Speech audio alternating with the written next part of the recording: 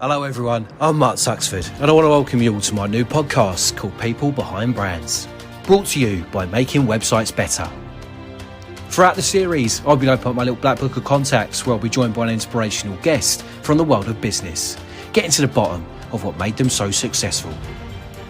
In each episode, I'll be touching upon the highs and the lows that every professional has faced along the way. To never miss an episode, subscribe to our exclusive content now and follow us on our social media platforms. People Behind Brands. Life lessons from the world of business.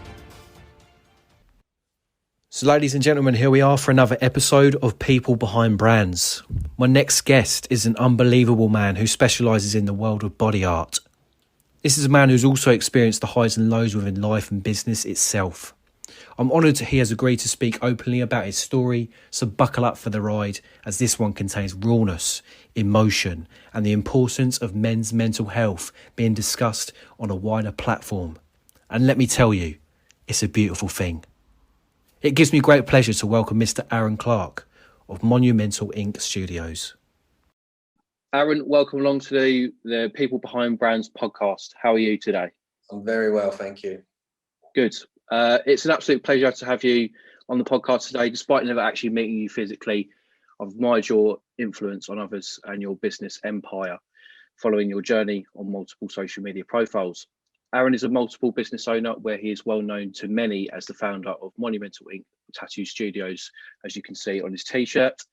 In 2012, based in Essex and Suffolk, Monumental are easily one of, if not the best, body art studios in the region. His mission is simple: to create a great brand and a studio like no other, with a service second to none.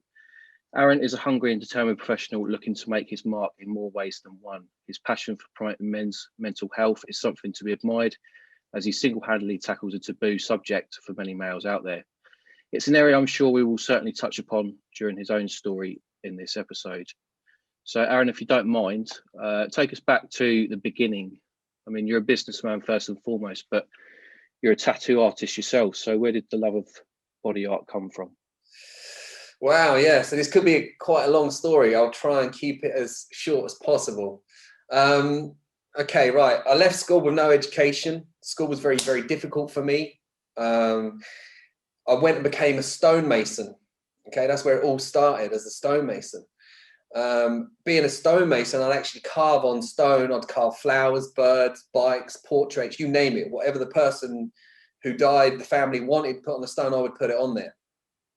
That's where the artistic bit came from.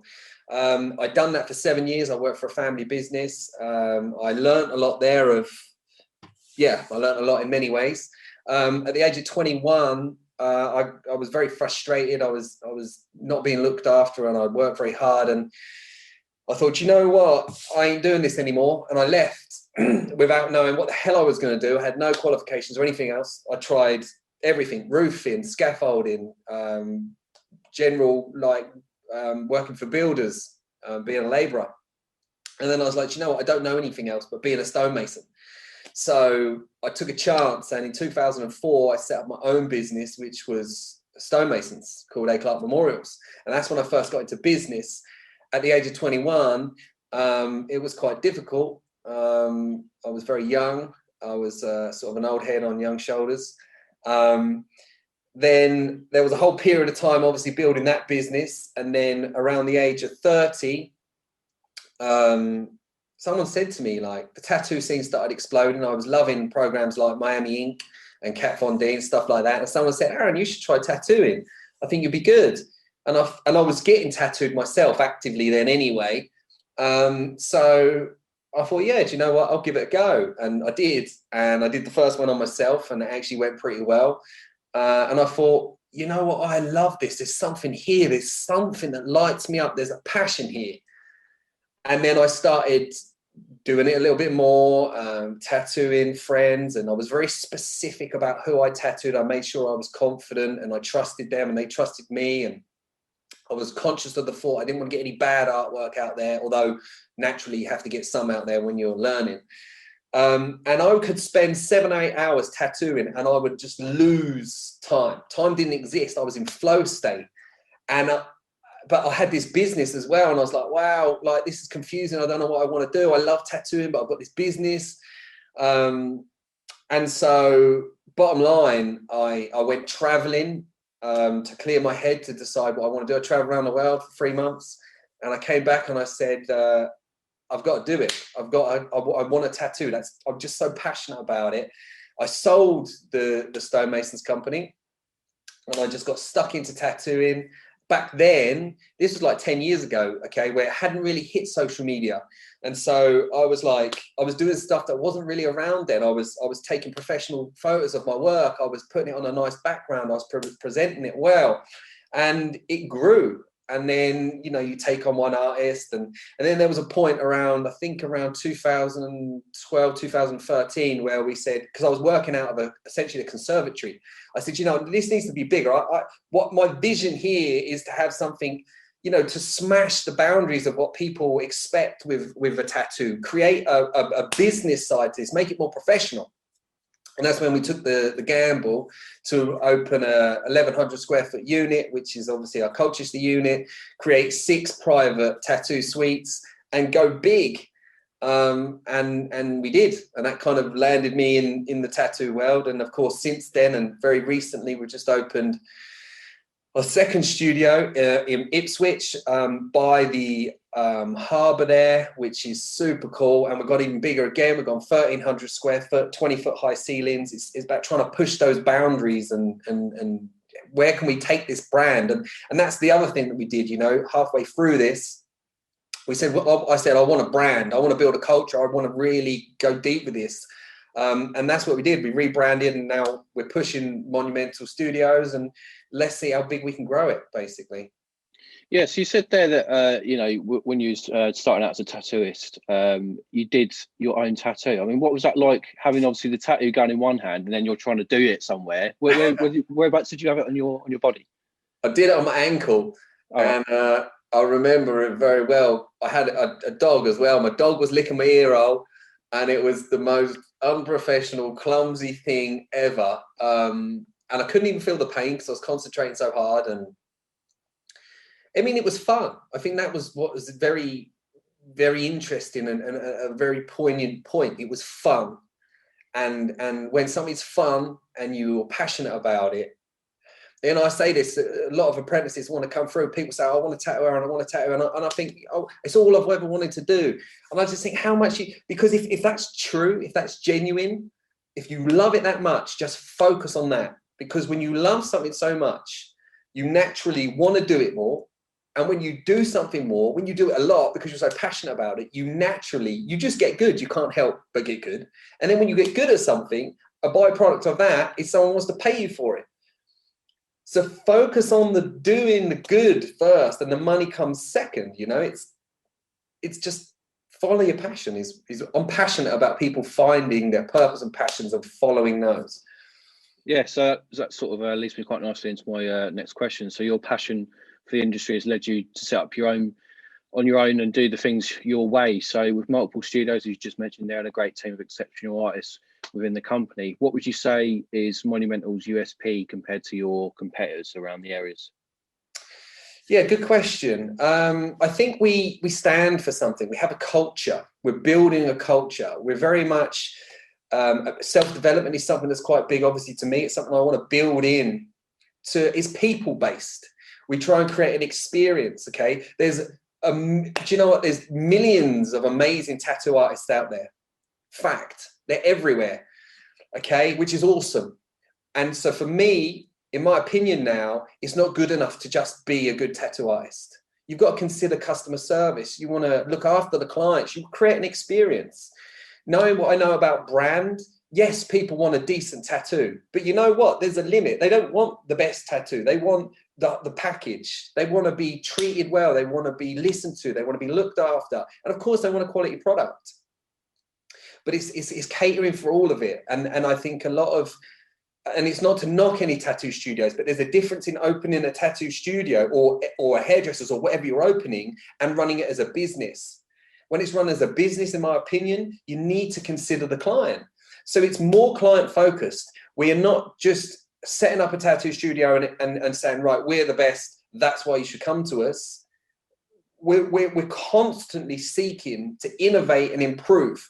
My mission statement is to constantly innovate and improve the environment for the tattoo artists and for the clients, for both. Because if you constantly try and make that better for both parties, then they come together. We've got the artists, we've got the clients, and it builds.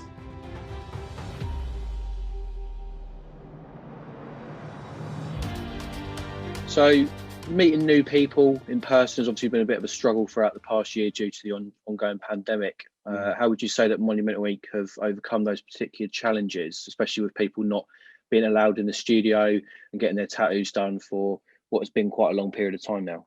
For sure, yeah. Well, for me, it's quite simple, and I was quite headstrong on this when the first lockdown happened, and it was to stay consistent on social media. Okay, you'll see a lot of businesses do this. They'll slack off and you don't see them, and then they pop up. And one thing that I'm very proud and humbled to have at Monumental is, as I say, we have a great team of people who are passionate, and the content and the consistency has been kept up. So we're staying out there, because this is the thing, tattooing art is people's pleasure. It's people's play. This is what people, you go back through history, hundreds of years, it's what people spend their money on, the play side. It's playing, it's fun. It cheers them up. And more than ever in this time, people still need to have that hope. They need to get excited about booking that tattoo or even thinking about it. They need something to do. And so staying consistent with the content, putting stuff out there, keeping it going. Yes, it's about tattooing, but it's also, in my opinion, showing hope to people. We're not giving up. And if you're watching, then hopefully you feed off that. Yeah, they're not giving up. I'm with them on that, Yeah, so as you know, the aim of this podcast is to delve into the life lessons or the highs and lows within your career and life as a whole. Yeah. You've made no secrets that mental health is an important factor that is sometimes overlooked. What would you say are the biggest hurdles you face personally? Well, I mean, I was first diagnosed with depression when I was 18, and I'm 38 now. So, I mean, there was times in my life when I genuinely considered killing myself. That was an actual reality. I have been in some very dark places, ups and downs. I'm very high and low. I struggle to sort of center my emotions. I've had counseling, therapy, CBT, psychotherapy, life coaching. I've been on courses and meditation and you name it, in the pursuit to try and understand this and work with this, because the pain of being in that hole was just hell. You don't want to live, but what's the point of anything? That's where your mind gets to. And so I'm very passionate about it. At the age of 30, I came off medication. So I was on medication from 18 to 30, and there's a place for medication. But in my opinion, you take the medication to help, but alongside that, to find other ways, because essentially it's all driven from here. The way we feel is driven from the thoughts we think. It all starts in here. So medication is great. It calms this down, because when this gets noisy, this is what's telling us we're depressed. And the mind starts to buy into that and believe it, and we get depressed. Learning tools and skills to understand the mind and why it does what it does and to calm it, and has allowed me to come off medication and essentially master, to a degree, my own mind. And I think this is what's very important. When I decided to take responsibility for myself and not just rely on the doctor to give me medication, or other people need to fix me or be the victim. Poor me, I've been dealt this bad thing in life. The trouble with that is it kept me there. It made me feel more depressed. But when I took responsibility and said, okay, well, what is it about my mind? What are my triggers? What habits in my life are not helpful? And to be brutally honest, back then I was drinking too much. I was taking drugs. I was doing all these things, right? Eating bad food and laying in bed too long, and all these things that, again, because I didn't know, they were contributing to the way I felt. So taking responsibility, saying, well, okay, that's not helping. You feel really depressed after you've done that. Let's stop doing that. And slowly but surely over time, understanding what I need, what my mind needs. Do I need therapy? Do I need to talk? What are these emotions? They allow me the freedom to to actually be myself, which is nice, because you know it's a horrible place to be, and it is a journey. It does take a lot of time, and specifically for men right now, it's a really big issue, because it was one of the things that I think kept me depressed. We don't like to talk about it. We don't like to show weakness, because we still see this talking and being open and vulnerable as weakness. Well, in my opinion, it's not. Actually, it takes courage to speak out and be vulnerable. And so men, essentially, the pressure's coming in, the stress, the pressure, and they're dealing with it with toxic habits and behaviors. Because stress is it's always coming at us, especially in this day and age when life is so fast. And if no one's giving you the tools, if you don't even know there are tools available, there are other ways to deal with challenges of life, you're going to use the tools you've got. And to be brutally honest, those tools for men are largely anger, porn, alcohol, drugs. They could be abusing control. There's a lot of domestic violence out there. Yeah, because I feel so inferior. I need to now control somebody else to feel more.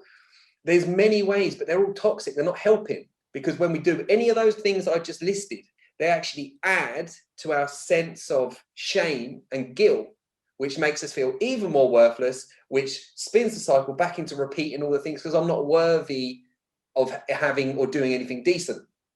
It's a very, very difficult black hole, especially for men, because women tend to have their own therapy, right? When something comes up, they talk about it. They go and have a coffee. They call up. They're always talking. But men are not, and this is why it's becoming a problem. It's become very evident when you look at statistics of male suicide, and it's something we need to crack and open up and start talking about it.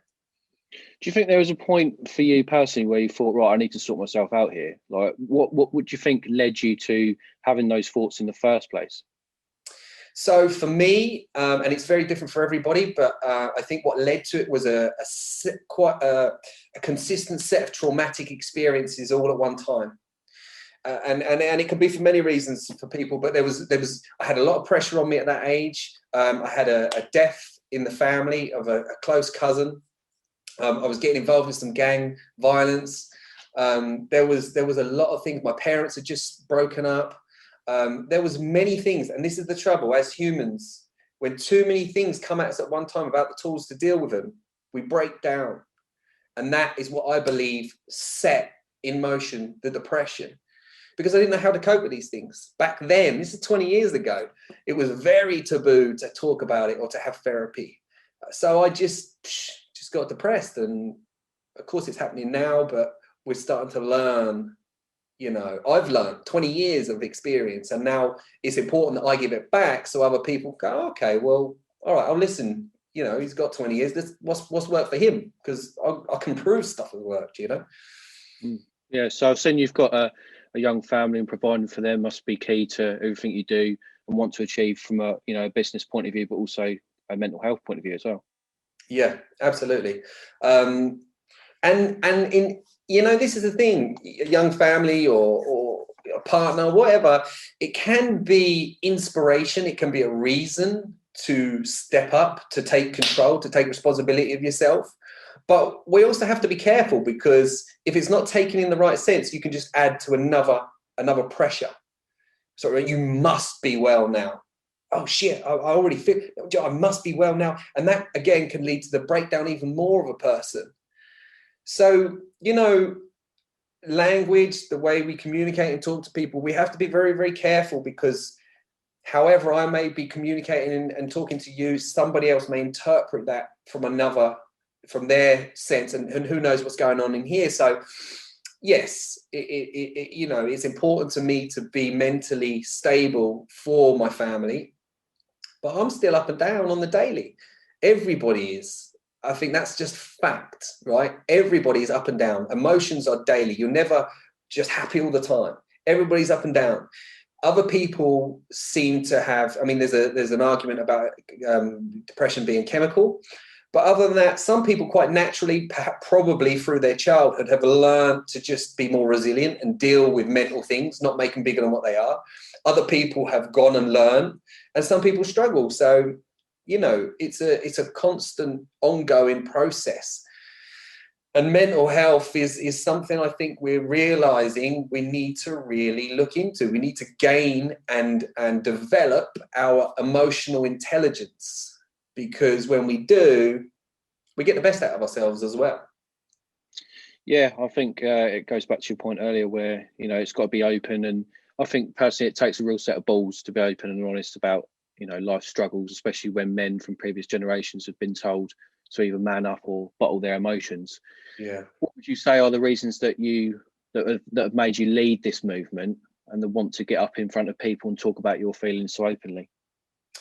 I think it's passion. I'm so passionate about it. You know, I've felt and still feel the pain. I feel so much pain, and I feel like I'm quite introverted as a person. So to be extroverted takes work for me. But being introverted, there's a power in that. A lot of people don't like that they're introverted, but the power of being an introvert is you tend to be extra sensitive to other people. You tend to pick up on if somebody else is anxious, if they're struggling, if they're nervous. And I feel like I pick up on that a lot. And seeing that, feeling that really makes me want to help. And I think it's a very, very human thing. Whenever we see anybody or we feel someone's in pain, we want to help. And so it's quite organic and natural to me, actually. And I sense it on that scale. You see it on social media. I see through people. Everybody, they're like, they're being how they're being, and then they got the phone and they're like, boom, right, now I'm this guy. And I see through it because it's an instinctive sense, I suppose you could say, that I've developed through knowing myself. And I can see when somebody is not right today, no matter what mask they're putting on. It's a sense. But a lot of people are not necessarily in tune with it, because why would they? They're probably busy in their own head thinking, oh, am I performing right now? What does he think of me? They're in their own head. But I think when you gain a sense of awareness, there's room for empathy and compassion. You start picking up on other people's cues, other people's emotions. How are they today? How do they look? What's their body language saying? There's a lot going on communication-wise beyond what I'm verbally talking about. I mean, someone said it. I think like what we verbally say adds up to 7% of the communication.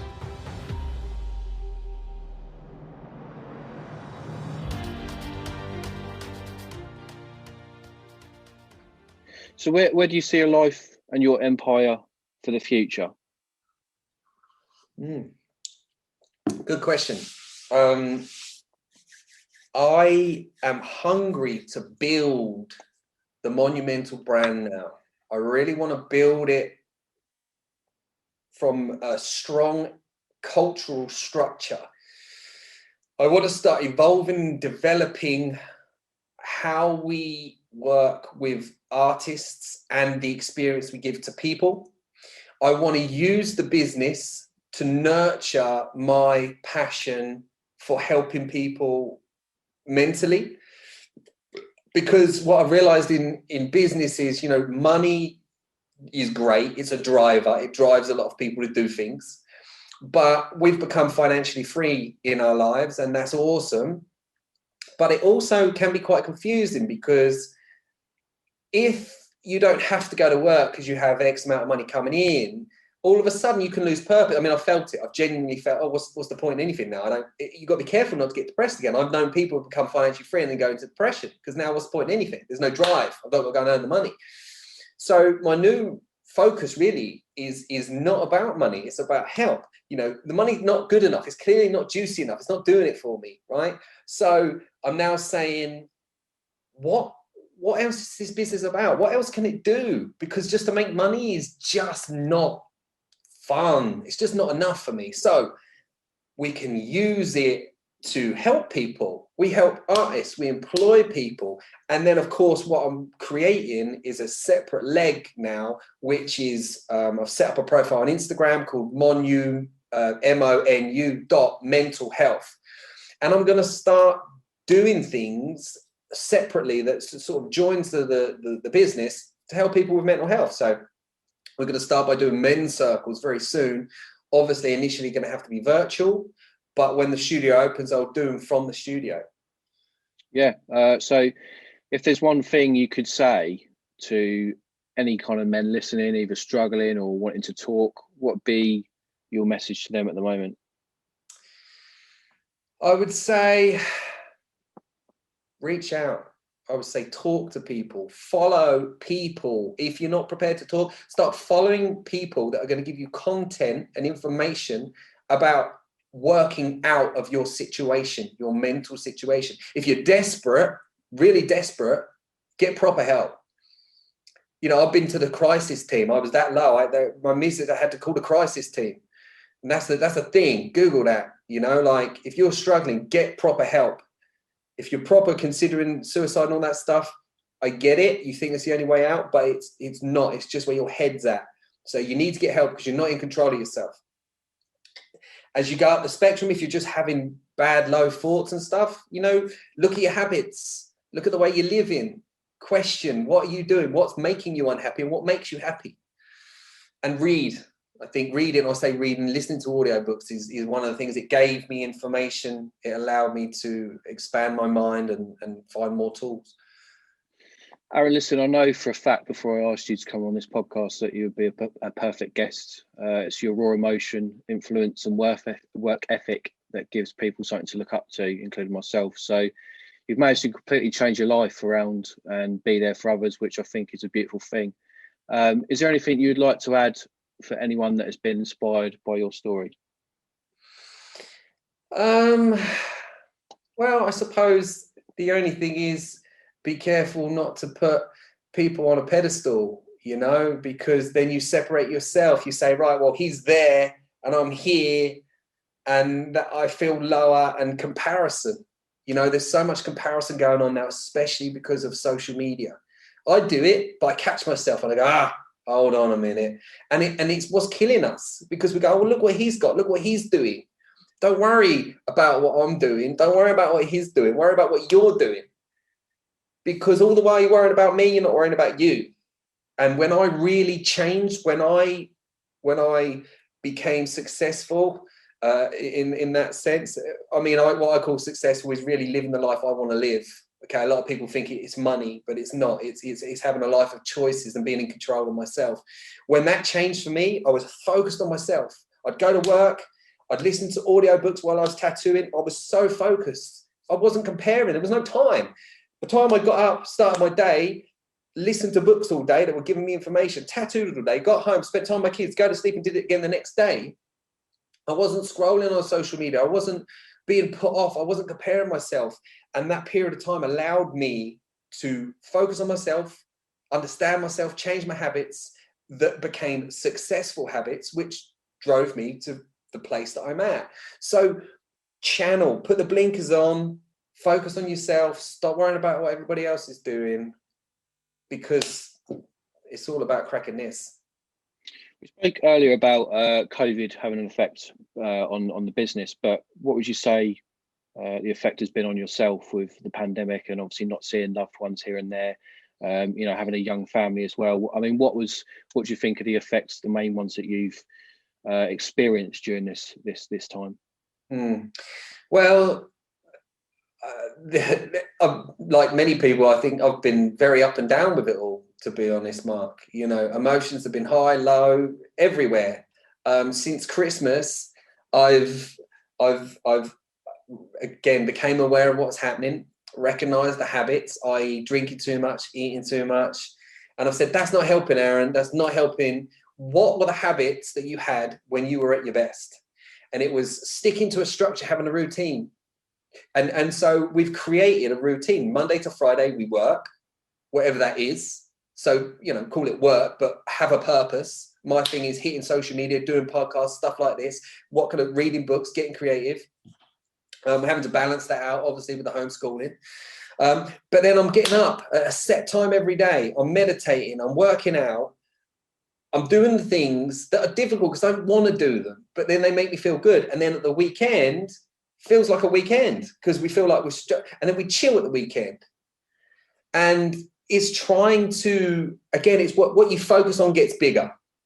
So pre-Christmas, all that lockdowns, I'll be honest, I was focusing a lot on how crap it is and what it means and all that. And so, of course, I just saw more of that. That got bigger for me. And then I was up and down. I took myself, Aaron, get back to it. Now I'm focusing on about what I can do, what does light me up, what does make me feel good. Do that. And then I get more of that, right? So what gives me good feeling, gives me good to do more of the stuff that gives me good feeling. It takes effort. Of course it does. I never feel like doing it. But what I realize is when I don't do it, when I don't get up, when I don't have a reason, then I feel really, really bad. It's like Groundhog Day. Every day's the same.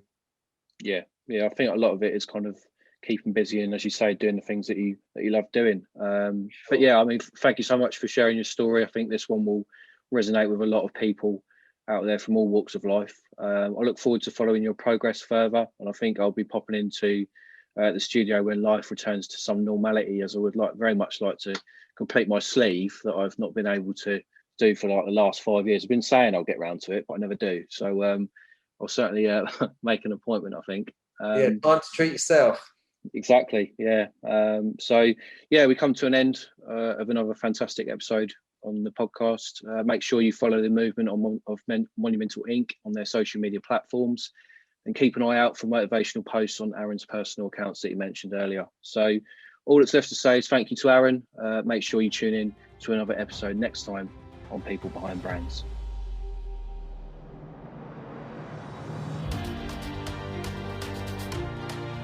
So that's it for this episode of People Behind Brands. I'd love to hear from you all, so if you want to get in touch, follow us on our social media platforms. If you like what you heard, please rate and subscribe to our exclusive content now. Join us next time for a brand new guest on the podcast as we explore yet more life lessons from the world of business. We'll see you soon. Ta-da!